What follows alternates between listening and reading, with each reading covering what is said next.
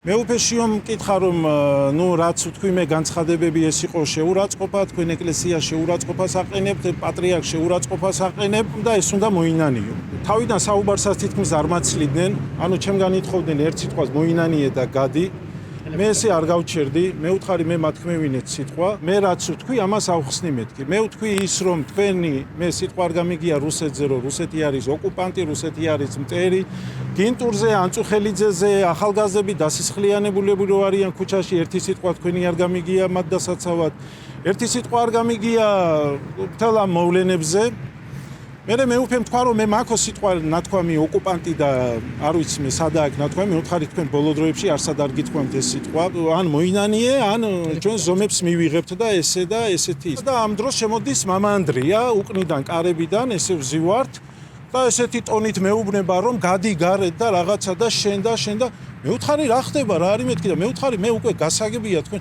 ანუ ფაქტიურად მე გამომაგდეს მე ბოლომდე არ მასაუბრეს, ჩემი სიტყვები არ მოისმინეს, მე გამომაგდეს და გამოსვლის დროს მომყვება ანდრია ჯაღმაიძე და მეუბნება ესე და მიჯიკავებს. აი ესე მაწვება ხელით.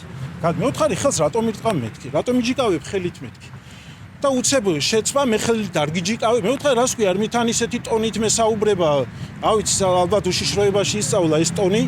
და მე ხელი არ მიყვრია თქვენ გითხარით რომ ესე გადით იქ მე მეორე მღვდელიც მიუბრუნდი ხო ხედავთ მეთქი მეუფეებს რომ ხელი მკრა მეთქი ესე მომიჯიკავა ეს ვერ ნახეთ მეთქი ნუ ისინი თავისთავად არაო დაბრმავდნენ ესენი ხო ბრმები არიან ასე რომ მე არანაირ სინანულს არ ვითხოვ მე ერთ რამეს გეტყვი ისევ და ისევ მე გამტკიცდი იმას ზე რომ რუსეთის ხარ მოგზავნილი ეს არის ჩემი პასუხი მეუფეშიო. და თუ არ მოინანიებთო რა იქნება? არ მოვინანიებ არასდროს. რა იქნებაო, გადის?